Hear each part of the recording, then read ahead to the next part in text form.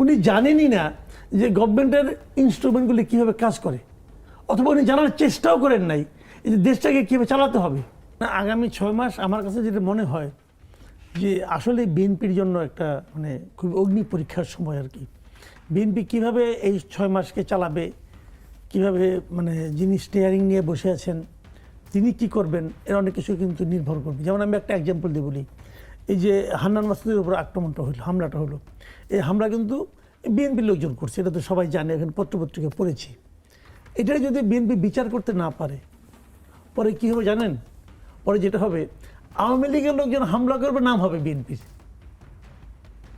এবং ওই দায় কিন্তু বিএনপিকে নিতে হবে। বিএনপি কিন্তু এই ভুলটা যদি করে একবার, তাহলে কিন্তু বিএনপি ধরা খাবে। আগামী 6 মাস পরে বিএনপি আপনি পাবেন না। স্যারের মনে আসলে কি ছিল প্রথম যখন তিনি এসেছিলেন, তিনি যা বলেছিলেন আর যেদিন তিনি চলে গেলেন, সব কি তিনি দিয়ে যেতে পেরেছেন? উনি আসলে কিছুই দিতে চাননি, উনি কিছুই দিতে পারেননি। উনি নিজের জন্য কিছু কাজ করতে এসেছিলেন, এটা আমার সব শেষ ওনার সম্পর্কে মূল্যায়ন। উনি নিজে, কোনো সন্দেহ নাই, শেখ হাসিনা সরকার ওনার সঙ্গে আমি মনে করি এক ধরনের অন্যায় করেছেন, ওনাকে বিভিন্নভাবে ভোগান্তির মধ্যে ফেলেছেন, ওনাকে নাজেহাল করার চেষ্টা করেছেন, এগুলো করেছেন।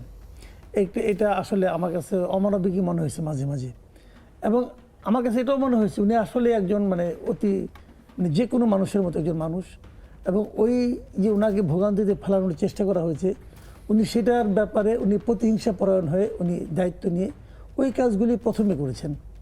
ওনার কাছ থেকে যা যা ছিনিয়ে নেওয়ার চেষ্টা হয়েছে তা তিনি আরও বহুগুণে বিবর্ধিত আকারে ফিরিয়ে নেওয়ার চেষ্টা করেছেন, এবং উনি ব্যক্তিগত কিছু সুযোগ সুবিধা নেওয়ার জন্য এসেছেন। উনি দেশটাকে নিয়ে ভাবেননি, একদমই ভাবেননি এই দেশটা নাকি কী করা যেতে পারে, এই দেশটা ভালো কিছু করা যেতে পারে কিনা, অথবা এই দেশের মানুষ তাকে কী বিবেচনায়, কী মনে করে, কী আশা নিয়ে তাকে এই দায়িত্বটা দিয়েছে, এটা উনি একদিনের জন্য, এক মুহূর্তের জন্য ভাবেননি।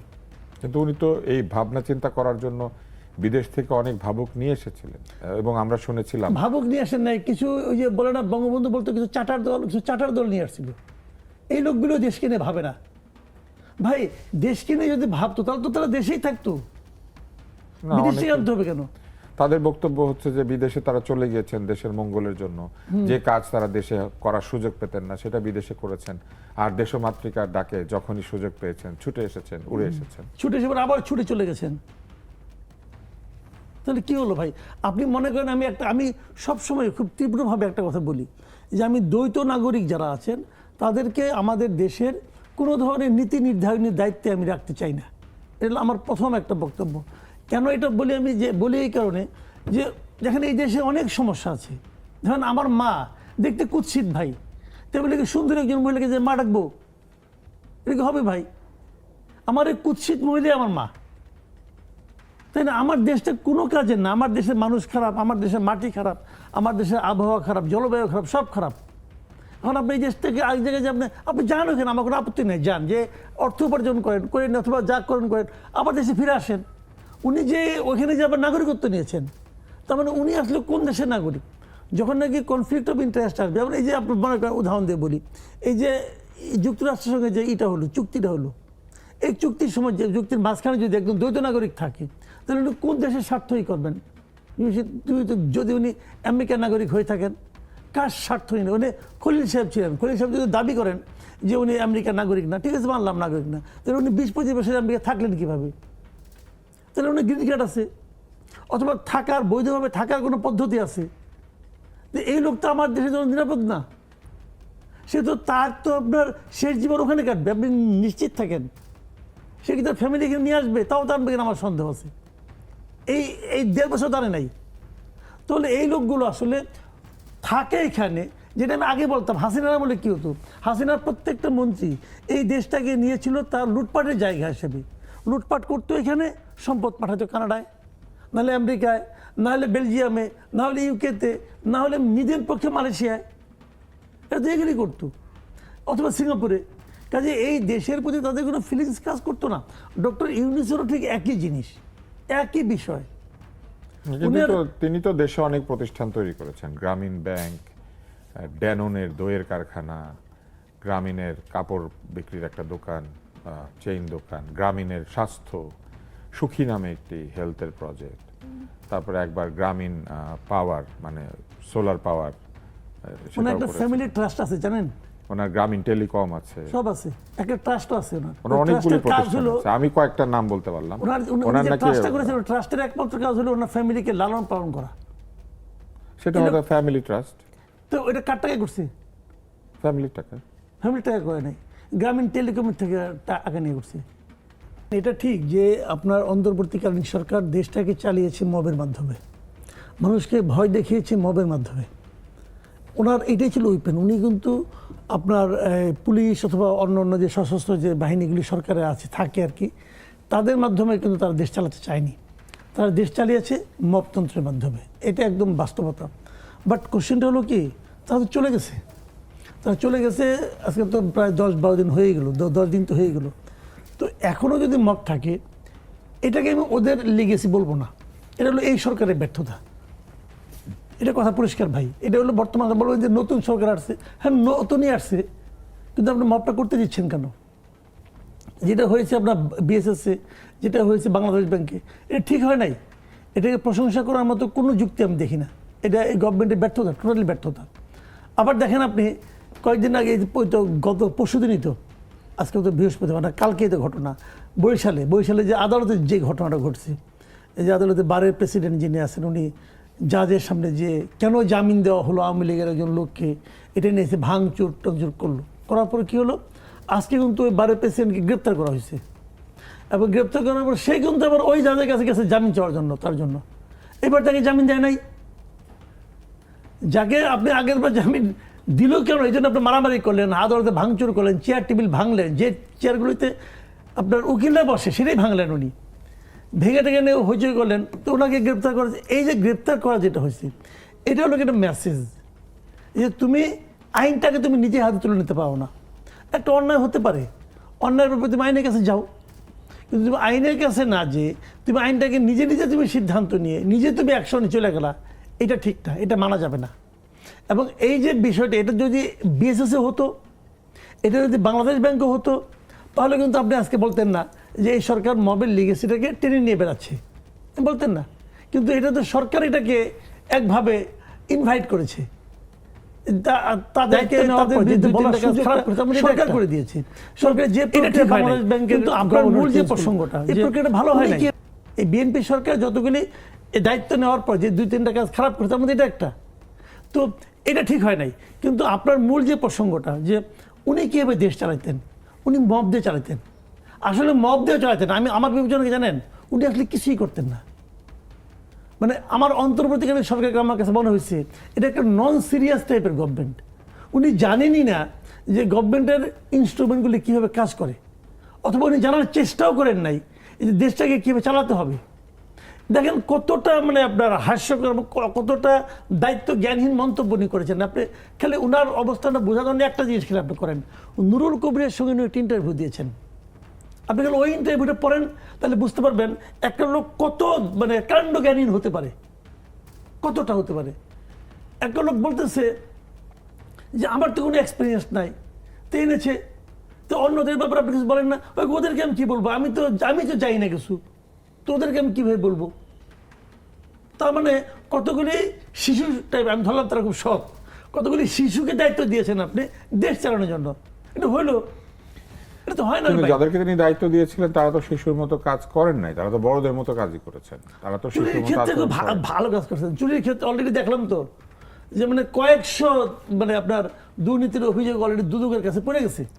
আপনার কি মনে হয় এই যে এনসিপিকে আমরা আগের মতো জোরালো হতে দেখছি না, বরং ক্ষেত্র বিশেষে আমরা একটু নম্র আচরণ করতে দেখছি? তারা কিন্তু আগের মতো সেই চাপ দেবেন বা যে কথা আমাদেরকে বলেছিলেন যে ছায়া মন্ত্রিসভা তৈরি করবেন, এখনো কিন্তু সেই রকম কোনো প্রস্তুতি বা সেরকম কিছু দেখা যাচ্ছে না। আপনার কি মনে হয় এটা কেন হচ্ছে? ছায়া মন্ত্রিসভা এটা কি কেবল এনসিপি করবে নাকি তাদের জোট করবে সেটা আমরা জানি না। আসলে এটা তো কোনো ব্যাখ্যা নেই। ছায়া মন্ত্রিসভা তৈরি করা হবে কেবল এনসিপি করে, ইলেকশনের আগে তো বলে না, ইলেকশনের না তা ইলেকশন আগে না বললেও পরেও করতে পারে, কোনো সমস্যা নেই।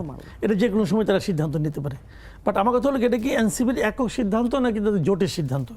কারণ যদি একক সিদ্ধান্ত হয় তাহলে তাদের তো লোকই তো 6 জন, তাহলে এই বিভিন্ন এতগুলি মন্ত্রণালয়ের মধ্যে দিলে এক একজনের মানে কাঁধে তো 10-12 করে মন্ত্রণালয় পড়ে যাবে। তো এটা একটু একটু ঝামেলা হয়ে যাবে। আর দ্বিতীয় কথা হলো, যে কথাটা এতক্ষণ যা আপনারা আলোচনা করলেন যে এটার কোনো আইনগত কোনো ভিত্তি থাকবে কিনা, এখন আইনগত ভিত্তি থাকতে হলে তো এটা এনসিপির একা সিদ্ধান্তের উপর নির্ভর করে না, সেখানে তো না, সরকারের অবশ্যই একটা সিদ্ধান্ত লাগবে, সরকারের একটা এই জিনিসটা মেনে নেওয়ার একটা মানসিকতা লাগবে। এখন যদি সরকার সেটাকে কোনো আইনগত ভিত্তি না দেয়, দেখেন একটা জিনিস হলো কি, ওয়েস্টার্ন ওয়ার্ল্ডে কি হয়, ওখানে একটা ছায়া মন্ত্রী, ধরেন একজন লোক হলো, সে হলো মনে করেন ছায়া অর্থমন্ত্রী। এখন সে অর্থ মন্ত্রণালয় সংক্রান্ত কিছু কিছু অনিয়ম নিয়ে আলোচনা করতে চায়, তো সে কিন্তু অর্থ মন্ত্রণালয় থেকে সেই তথ্যগুলি পাবে, যদি সে চায় পাবে। কিন্তু আমাদের এখানে কি সেটা সম্ভব? আমাদের এখানে দিবেই না, এটা তো এনডিএ, ওই যে বললাম না, সব নন কোনো কথাই তো ডিসক্লোজার। বলবে না। বলবে যে ভাই আমি এটা সম্বন্ধে জানতে চাই, কোনো আওয়াজই করবে না। তাহলে ওনাকে ছায়া বানিয়ে লাভ কি? এই ছায়া তো কার সঙ্গে কোনো আলোচনা করতে পারবে না। তো এটা একটু জটিলতা আছে। তবে এটা যদি, আমার কথা হলো কি, যদি জবাবদিহিতা হয়, এটা তো আসলে এক ধরনের জবাবদিহিতার ব্যাপার। জবাবদিহিতা যে কোনো মাত্রায়, যে কোনো ফর্মে হোক, সেটা আমার এটা পছন্দ আর কি। আমি মনে করি সবারই জবাবদিহিতা থাকা উচিত। আর যদি ওরা যদি জোটগতভাবে করে, তাহলে এটা মনে হয় ইজি হবে। আর একটা কথা বলি আপনাকে আমি, এই যে এই সংস্কার প্রস্তাবটা ছিল যে আপনার প্রত্যেকটা যে সংসদীয় কমিটি হবে, সেই সংসদীয় কমিটিগুলোর সভাপতি হবে একজন বিরোধী দলীয় সংসদ সদস্য। এটা কিন্তু ভালো ছিল, কিন্তু বিএনপি যে ওদের যে আপনার যে প্রস্তাবটা আর কি, সেটা হলো গিয়ে যে ওখানে সংসদের যে সংসদ সদস্যের যে সংখ্যা, তার যে আনুপাতিক হার, সেই আনুপাতিক হারে এই সংসদীয় কমিটিগুলোর সভাপতি বিরোধী দল অথবা সরকারি দল পাবে। তো এটা কিন্তু আসলে জবাবদিহিতাকে নিশ্চিত করবে না, কারণ সংসদীয় দলের সভাপতি যদি কমিটির সভাপতি বিরোধী দলে থাকলেও কি জবাবদিহিতা নিশ্চিত হয়? অবশ্যই করতো, অনেকটা করতো। কিভাবে? কারণ সংসদীয় যে দলগুলো, কমিটিগুলো আছে, এই যখন কোনো বিল আসবে, সেই বিল কিন্তু সংসদীয় কমিটির মাধ্যমে যাবে একটা। দ্বিতীয়ত হলো, কিন্তু ওখানে তো সভাপতি একজন। সভাপতি একজন হোক, বাট উনি তো ভোকাল সবচেয়ে। সভাপতি তো একটা ভূমিকা রাখে, তাই না? একটা সভা, যেমন আমরা এখানে আমরা যতই ভালো বলি না বেশি কেন, আসন বিশিষ্ট দেখেন একটি সরকারি দলের বিরুদ্ধে, সামান্তা এবং আমি যতই ভালো বলি না কেন, এই অনুষ্ঠানের নিয়ন্ত্রণ কিন্তু আপনি করতেছেন। আমি হয়তো একটা কিছু বলতে যাচ্ছি, আপনি আমার থেকে অভ্যাস দিলেন, আমার কিছুই করার নাই। কাজে সভাপতি কিছু একটা ভূমিকা আছে, বড় ভূমিকা আছে। তো এখন ওখানে কি হয় যে সংসদীয় কমিটির আরেকটা আছে, ক্ষমতা আছে, সে কিন্তু যে কোনো মন্ত্রণালয়ের কোনো একটা বিষয় নিয়ে তারা ওখানে প্রসঙ্গটা তুলতে পারে, নিজেরাই উঠাতে পারে, হ্যাঁ, তারা নিজেরাই জবাবদিহিতা দাবি করতে পারে, দাবি করতে পারে, চাইতে পারে। তো ওখানে যদি আপনার সভাপতিরা বিরোধী দলের হয়, এটা আমি মনে করি জবাবদিহিতার জন্য ভালো। কিন্তু বিএনপির মতলব বোধহয় ওইদিকে না। বিএনপি চাচ্ছে যে না, তারা এখন মনে করেন 2/3, অর্থাৎ 2/3 মন্ত্রণালয়ের সভাপতিত্ব তারা করবে। আর মনে করেন নারী ও শিশু, তারপরে আপনার ধর্ম বিষয়ক মন্ত্রণালয়, এগুলি হয়তো ওদেরকে দিবে আর কি, যেগুলি কম গুরুত্বপূর্ণ মন্ত্রণালয় আছে, তাই না? সংস্কৃতি বিষয়ক দিবে কিনা যাই না, বলতে পারবো না। তো এটা আসলে ভালো হচ্ছে না। মানে আপনি যেমন ধরেন একটা উদাহরণ দিয়ে বলি, উচ্চকক্ষ যেটা বলা হচ্ছিল, আমি কিন্তু ব্যক্তিগতভাবে উচ্চকক্ষে পিআর পদ্ধতির পক্ষে, এটা আমার পার্সোনাল অপিনিয়ন। পিআর মানে ডিরেক্ট পিআর, ভোটের পার্সেন্টেজে। হ্যাঁ, ভোটের পার্সেন্টেজে যেমন, তাহলে উচ্চকক্ষে 100টার মধ্যে 30টা 32টা পাবে হলো জোট, এই জোট পাবে 32টা। আর এখন পাবে কটা? এখন তো পাবে ধরেন আপনার 26টা অথবা 22টার মতো, 23টার মতো পাবে। তো আমি চাচ্ছিলাম যে ওটা হোক, বিয়ার হোক। এটা কেন? উচ্চকক্ষের কাজটা কি? উচ্চকক্ষ কি কোনো আইন চেঞ্জ করে ফেলাতে পারবে? উচ্চকক্ষের কাজ মূলত পরীক্ষা নিরীক্ষা করে এক ধরনের জবাবদিহিতা, সংসদকে জবাবদিহি করতে বাধ্য করা। এই যে জবাবদিহিতাটা, এটা ইম্পর্টেন্ট। আমি আর কিছু বলছি না, কিন্তু ওনারা কি একটা বিল বাতিল করতে পারবে না। একটা বিল মনে করেন নিম্নকক্ষে গভর্নমেন্ট পাস করতে চায়, নিম্নকক্ষে পাস হয়ে আসছে, উচ্চকক্ষে সেটা ফেরত পাঠাতে পারে। কিন্তু ওরা যে বলে না আমরা এটাই করবো, তাহলে ওরা ওটা পাস করতে পারে। উচ্চকক্ষে সেখানে কিছু আটকানোর কোনো ব্যাপার সেজন্য আপনি মনে করেন যে উচ্চকক্ষে সরাসরি ভোটের পার্সেন্টেজ অনুযায়ী যদি উচ্চকক্ষ তৈরি হতো, তাহলে উচ্চকক্ষ আরো কার্যকর হতো, আমি মনে করি। আমি জানতে চাইছিলাম যে এই অভিযোগগুলোকে আপনি কিভাবে দেখছেন? মানে কেননা আমরা পত্রিকায় পড়েছি যে হাসান মনসুর জানতে পেরেছেন গণমাধ্যমের ভেতর দিয়ে যে তিনি অপসারিত হচ্ছেন, তিনি কিন্তু কাউকে দিয়ে অবহিত হন নাই যে তাকে অপসারণ করা। আমি আপনাকে একটা একটা করে বলি। প্রথমত পররাষ্ট্র মন্ত্রণালয়ে যে কথাটা সামান্থা বললেন, এর সঙ্গে আমি এইভাবে একমত না। মানে বিএনপিতে পররাষ্ট্রমন্ত্রী করার মতো লোক নাই, এটা আমি মনে করি না। অবশ্যই আছে, থাকবে না কেন। বাট বিএনপি যে করে নাই, বিএনপি যে খলিলুর রহমানকে পররাষ্ট্রমন্ত্রী করছে, এটা আমি মনে করি এই সরকারের প্রথম দুর্বলতা। প্রথম যে দুর্বলতাটা তারা প্রকাশিত হয়েছে, এটা হলো খলিলুর রহমানের মতো একজন লোককে, বিতর্কিত লোককে এত গুরুত্বপূর্ণ একটা মন্ত্রণালয়ের দায়িত্ব দেওয়াটা, এটা বিএনপি একটা ব্লান্ডার আমি বলবো। এবং এর ভুলের মাসুল তাদেরকে অনেক দিন পর্যন্ত দিতে হবে। এবং এটা তারা কেন করেছে, কোনো ব্যাখ্যা তারা এ পর্যন্ত দিতে পারে নাই। ব্যাখ্যাহীন যে কোনো কাজ, ব্যাখ্যাহীন যে কোনো প্রশ্ন মানুষের মধ্যে সন্দেহের জন্ম দেয়, এবং এই সন্দেহগুলো এক ধরনের পারসেপশন তৈরি করে সাধারণ মানুষের মধ্যে। এই পাবলিক পারসেপশন ভয়ঙ্কর হয়ে যায় পরবর্তী সময়ে। এটাকে কোনোভাবে জাস্টিফাই বিএনপি করতে পারবে না, এখন পর্যন্ত করতে পারে নাই। তাদের কাছে কোনো জাস্টিফিকেশন থাকতে পারে, কিন্তু তারা প্রকাশ করার পর্যন্ত সাহস পাচ্ছে না। এটা বিএনপির একটা দুর্বলতা, এটা এক নম্বর। কিন্তু এটা নাই, এটা আমি মনে করি না, অবশ্যই আছে। দ্বিতীয় যে কথা সে বললেন যে কোনটা, মনসুর সাহেবের কথা। মনসুর সাহেবের, তার মাঝখানে আরেকটা পয়েন্ট ছিল, এটা ভুলে গেছি, মনে হলে পরে বললেন।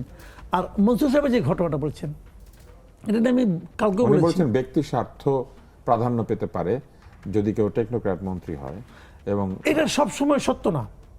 বরঞ্চ এই ক্ষেত্রে আমি মনে দলের করি কাছে তার জবাবদিহিতা থাকে না, কারণ জবাবদিহি উনি তো থাকবে না দল কেন? করেন নাই। যদি টেকনিক্যাল মন্ত্রী হন, উনি তো ক্যাবিনেট মিটিংয়ে বসেন, উনি তো প্রাইম মিনিস্টারের কাছে জবাবদিহিতা করেন তো। এবং আমি যেটা মনে করি সেটা হলো আপনার থার্ড ইস্যুটা বলি, এটাও একটা আমি মনে করি খুব একটা মন্দ উদাহরণ তৈরি হয়েছে আহসান এস মনসুরেরটা। এটা হলো কি, আমি ইউনূস সরকারের যত সমালোচনা করি, ওনার যে দু একটা খাতের সাফল্য আমি দেখব, সেই দু একটা খাতের সাফল্যের মধ্যে একটা হলো banking sector. Ahsan S Mansur দু একটা ঘটনা ছাড়া, মানে ওই যে 5টা ব্যাংকে মার্চ করা, অমুক করা, তমুক করা, এইগুলি ছাড়া এখানে এর মাধ্যমে সে সাধারণ গ্রাহকদের মধ্যে এক ধরনের অস্থিরতা তৈরি করছেন, ওইটুকুকে বাদ রাখলে ব্যাংকিং সেক্টরকে আহসান এস মনসুর যেভাবে হ্যান্ডেল করেছেন, এটা অকল্পনীয় ছিল আমার কাছে। এটা যে আলটিমেটলি ঘুরে দাঁড়ানো সম্ভব, এটা উনি করে দেখিয়েছেন। এটা আনপ্যারালাল। আমি বলব বাংলাদেশের ইতিহাসে আমি মনে করি যে ওনার মতো ব্যক্তিত্ব সম্পন্ন এবং যোগ্য গভর্নর খুব কম আসছে। ওনারও কিন্তু দোষ আছে, ওনারও কিন্তু ভুল আছে। মানুষ তার যন্ত্রণা, সব ভুল হবে না, তার কিছু ভুল থাকবে, কিন্তু তারপরে উনি যে কাজটা করছে, এটা আমি মনে করি অসাধারণ কাজ উনি করতে পারছেন।